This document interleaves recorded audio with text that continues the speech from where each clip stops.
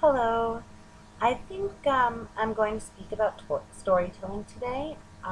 When many Americans think of Ireland, they automatically think of storytelling, legends, and mythical creatures.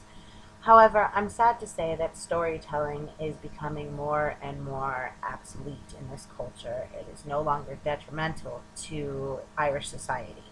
Music and river dance have filled their spots as the top Irish entertainment. However, before the death of oral tradition, storytelling was actually the main source of entertainment.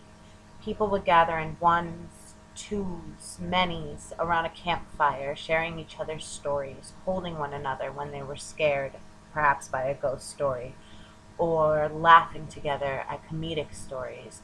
They would get to know each other through story. All would listen to the Seanachry, that is the Irish word for storyteller, as he spins tales about strange places and farther off circumstances. A sense of community would spring up during these times because it was almost impossible not to get closer and connect with one another over these stories. Um, in essence, their past, their future, and their present are all wrapped up in these tales. It is the documentation of the Irish people's history and entertainment.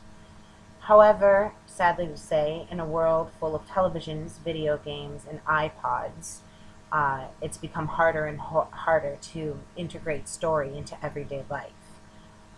Although it is not completely dead. I was speaking to our tour guide, his wife, Mara, and she actually told me that the ones that are most involved in electronic things are the ones that are also most involved in the story. It's almost like the children crave it.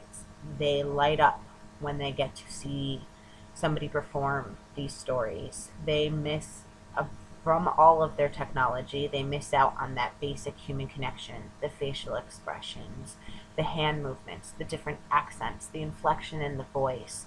uh, they crave it so much that you can see it in their face when you actually tell a story to them.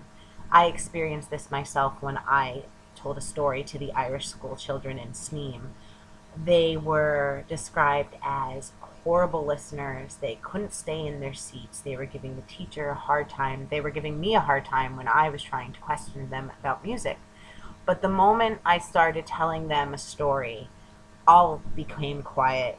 Everybody's eyes widened, their mouths lifted, and all attention was on me as I told a simple, very simple story. They loved it. Um, from my perspective, these children are starved. Not just the Irish children. I'm speaking of children in general. Um, and so when they do get to see these stories and hear these stories, they feel somewhat more complete because it's in our nature. So I feel no matter how much story may die, it will always live on in all of us.